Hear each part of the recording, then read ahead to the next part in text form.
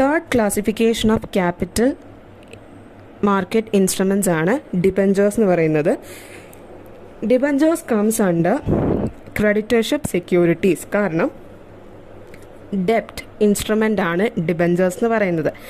Debenture is an instrument under seal evidencing ഡെപ്റ്റ്. നമുക്ക് ഡെപ്റ്റാണ്, കമ്പനിക്കൊരു ഫണ്ട് റേസ് ചെയ്യണം, അതിനുവേണ്ടി ഡെപ്റ്റ് ഇൻസ്ട്രുമെൻറ്റ്സ് ആണ് ഇഷ്യൂ ചെയ്യുന്നതെങ്കിൽ it is a debt instrument issued by a company with a promise to pay the interest and repay the principal on the maturity. കമ്പനിക്ക് കുറച്ച് ഫണ്ട് റേസ് ചെയ്യണം. And if they are issuing ഡെപ്റ്റ് instrument issue ചെയ്യാമെന്ന് പറഞ്ഞാൽ ഇൻവെസ്റ്റേഴ്സിനൊരു promise കൊടുക്കുകയാണ്. നമുക്ക് ഡെപ്റ്റ് തരുന്ന ഇൻവെസ്റ്റേഴ്സിന് എന്ത് ചെയ്യും, അവർ കറക്റ്റ് ഇൻട്രസ്റ്റ് പേ ചെയ്യുകയും ചെയ്യും, മെച്യൂരിറ്റി ഡേറ്റിൽ പ്രിൻസിപ്പൽ എമൗണ്ടും തിരിച്ചു കൊടുക്കും എന്നുള്ളൊരു പ്രോമിസാണ് കൊടുക്കുന്നത്. അപ്പോൾ കമ്പനിക്ക് ലോണായിട്ട് അല്ലെങ്കിൽ ഡെപ്റ്റായിട്ടാണ് ഫണ്ട് റേസ് ചെയ്യാൻ ഉദ്ദേശിക്കുന്നതെന്നുണ്ടെങ്കിൽ, കടമായിട്ടാണ് ഫണ്ട് റേസ് ചെയ്യാൻ ഉദ്ദേശിക്കുന്നതെന്നുണ്ടെങ്കിൽ ദേ വിൽ ബി ഇഷ്യൂയിങ് ഡെപ്റ്റ് ഓർ ഡിബഞ്ചേഴ്സ്.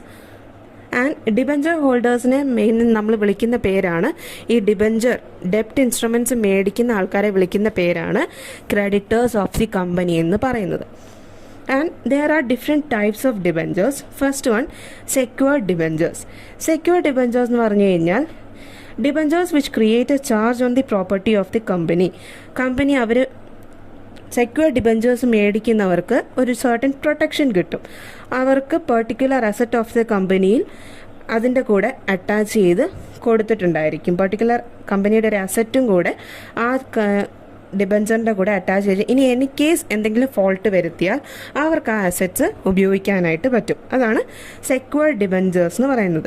അൺസെക്യൂർഡ് ഡിബഞ്ചേഴ്സ് എന്ന് പറഞ്ഞു കഴിഞ്ഞാൽ അങ്ങനെ ഒരു പ്രൊട്ടക്ഷൻ ഡിബഞ്ചർ ഹോൾഡറിന് കിട്ടുന്നില്ല, as they are not protected through any charge by the assets of the company. They are also known as naked debentures. ഇനി third one ആണ് bearer debentures. Bearer debentures എന്ന് പറഞ്ഞു കഴിഞ്ഞാൽ നമുക്ക് ആ വാക്കിൽ നിന്ന് തന്നെ പറയാനായിട്ട് പറ്റും. Bearer debentures are payable to the bearer and are transferable by mere delivery. ആരാണോ ഇപ്പം ഡിബഞ്ചറിൻ്റെ ഹോൾഡർ, ഡിബഞ്ചർ കൈവശം വെച്ചിരിക്കുന്ന ആരാണോ അവർക്കായിരിക്കും നമ്മൾ എന്ത് ചെയ്യുന്നത്, കമ്പനി എമൗണ്ട് പേ ചെയ്യുന്നത്, അല്ലെങ്കിൽ ഡിബഞ്ചറിൻ്റെ ആ ഒരു എമൗണ്ട് പേ ചെയ്യുന്നത്. And it can be transferred, ഒരാളിൽ നിന്നും മറ്റൊരാളിലേക്ക് ഈസിലി ട്രാൻസ്ഫർ ചെയ്യാനായിട്ടും പറ്റും. നാലാമത്തെ ടൈപ്പാണ് രജിസ്റ്റേർഡ് ഡിബഞ്ചേഴ്സ് എന്ന് പറയുന്നത്. രജിസ്റ്റേർഡ് ഡിബഞ്ചേഴ്സ് എന്ന് പറഞ്ഞു കഴിഞ്ഞാൽ the name and address of the holder and the date of registration will be entered in A book kept by the company. Registered debentures മേടിക്കുന്ന ഡിബഞ്ചർ ഹോൾഡേഴ്സിൻ്റെ നെയിം, അതേപോലെ തന്നെ അഡ്രസ്, ഡേറ്റ് ഓഫ് രജിസ്ട്രേഷൻ, ഇത്രയും details company maintain ചെയ്യുന്ന ഒരു ബുക്കിൽ clear ആയിട്ട് maintain ചെയ്തിരിക്കും. ഇനി അടുത്തതാണ് കൺവേർട്ടബിൾ ഡിബഞ്ചേഴ്സ് എന്ന് പറയുന്നത്. കൺവേർട്ടബിൾ ഡിബഞ്ചേഴ്സ് എന്ന് പറഞ്ഞു കഴിഞ്ഞാൽ they are converted into equity shares after a specific period. ഇത്ര കാലാവധി കഴിയുമ്പോൾ അതെന്ത് ചെയ്യാം, ഇക്വിറ്റി ഷെയർസ് ആയിട്ട് നമുക്ക് കൺവേർട്ട് ചെയ്യാൻ പറ്റുന്നുണ്ടെങ്കിൽ അതിനെ വിളിക്കുന്ന പേരാണ് കൺവേർട്ടബിൾ ഡിബഞ്ചേഴ്സ്. പിന്നീട് പറയുന്നതാണ് redeemable debentures. When the debentures are redeemable, the company has the right to call them before maturity. Redeemable debentures ആണെങ്കിൽ മെച്യൂരിറ്റി ഡേറ്റിന് മുന്നേ തന്നെ കമ്പനിക്ക് അതെന്ത് ചെയ്യാം, കോൾ ചെയ്യാനായിട്ട് പറ്റും. Seventh one, non-convertible debentures with detachable equity warrants. Non-convertible debentures with detachable equity warrants എന്ന് പറഞ്ഞു കഴിഞ്ഞാൽ ഡിബഞ്ചർ ഹോൾഡേഴ്സിന് ഒരു സ്പെസിഫൈഡ് നമ്പർ ഓഫ് ഷെയർസിന് വേണ്ടി അപ്ലൈ ചെയ്യാനായിട്ട് പറ്റും at a pre determined price, because അതിൽ എന്തുണ്ട്, ഡിറ്റാച്ചബിൾ ഇക്വിറ്റി വാറൻസ് കൊടുത്തിട്ടുണ്ട്. So they can apply for an additional number of shares at a predetermined price. ഇതാണ് basic classification or types of debentures എന്ന് പറയുന്നത്. ഇനി അടുത്തൊരു ക്രെഡിറ്റർഷിപ്പ് സെക്യൂരിറ്റീസിൻ്റെ കീഴിൽ വരുന്നതാണ് ബോണ്ട്സ് എന്ന് പറയുന്നത്. ബോണ്ട്സ് മെയിൻലി ഇഷ്യൂ ചെയ്യുന്നത് they are issued by companies or governments. എന്തിനു വേണ്ടിയിട്ടായിരിക്കും കമ്പനീസും ഗവൺമെൻറ്റ്സും ബോണ്ട്സ് ഇഷ്യൂ ചെയ്യുക? അവരുടെ ഫിനാൻഷ്യൽ നീഡ്സ് അല്ലെങ്കിൽ ക്യാപിറ്റൽ റിക്വയർമെൻറ്റ്സ്, അതിന് വേണ്ടിയിട്ട് ഫണ്ട് റേസ് ചെയ്യാൻ വേണ്ടിയിട്ടാണ് ബോണ്ട്സ് ഇഷ്യൂ ചെയ്യുന്നത്. So by purchasing a bond and investor lend money for a fixed period of time at a pre determined interest rate. നമ്മളൊരു bond purchase ചെയ്ത് കഴിഞ്ഞാൽ investor എന്ത് ചെയ്യാണ്, ഒരു certain amount of money for a fixed period ആ ഒരു കമ്പനിക്കോ അല്ലെങ്കിൽ ഗവൺമെൻറ്റിനോ കൊടുക്കുകയാണ്. And it will be given at a pre determined interest rate. അപ്പോൾ നമ്മൾ ബോണ്ട് മേടിക്കുകയാണെങ്കിൽ നമുക്ക് എന്ത് കിട്ടും? Time to time interest receive ചെയ്തുകൊണ്ടേയിരിക്കും. Bonds have a fixed face value. ആ ഫേസ് വാല്യൂവിൽ പറയുന്ന എമൗണ്ട് എത്രയാണോ അതാണ് ഇൻവെസ്റ്റേഴ്സിന് മെച്യൂരിറ്റി ഡേറ്റിൽ തിരിച്ചു കൊടുക്കേണ്ടതായിട്ടുള്ളത്. ഈ interest payment regularly interest payment നടത്തും. And it may be half yearly അല്ലെങ്കിൽ ആനുവലി ആയിട്ടും ഇൻട്രസ്റ്റ് പേയ്മെൻറ്റ്സ് കൊടുക്കാറുണ്ട്. ഇനി നമുക്ക് മെയിനായിട്ട് 2 ടൈപ്സ് ഓഫ് ബോണ്ട്സ് ആണ് ഇഷ്യൂ ചെയ്യുന്നത്. ഗവൺമെൻറ്റ്സ് ഇഷ്യൂ ചെയ്യുകയാണെങ്കിൽ they are be known as government bonds. അതായത് government bonds are the fixed income debt instruments issued by the government to finance a capital need. ഗവൺമെൻറ്റിൻ്റെ capital needs finance ചെയ്യാൻ വേണ്ടി government issue ചെയ്യുന്ന ഡെപ്റ്റ് instruments ആണ് government bonds എന്ന് പറയാം. Corporate bonds ആണ് സെക്കൻഡ് ടൈപ്പ്. കോർപ്പറേറ്റ് ബോണ്ട്സ് എന്ന് പറഞ്ഞു കഴിഞ്ഞാൽ ദേ ആർ ദ ഡെപ്റ്റ് securities issued by the public or private corporation to raise മണി.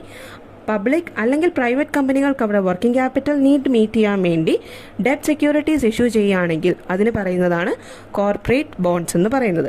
ഇനി ഇത് രണ്ടും കൂടാതെ കുറച്ച് അതർ ടൈപ്സ് ഓഫ് ബോണ്ട്സും കൂടെ ഉണ്ട്. അതിലെ ആദ്യത്തേതാണ് സീറോ കൂപ്പൺ ബോണ്ട് എന്ന് പറയുന്നത്.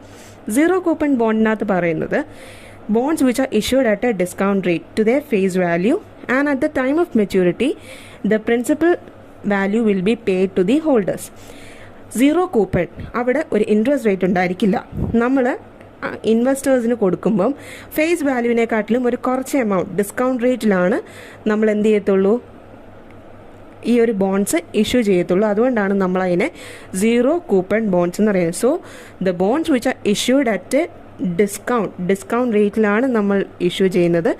And at the time of maturity face value തന്നെ നമ്മൾ ഹോൾഡേഴ്സിന് തിരിച്ചു കൊടുക്കുകയും ചെയ്യും. ഇതിനെന്തുണ്ടായിരിക്കത്തില്ല?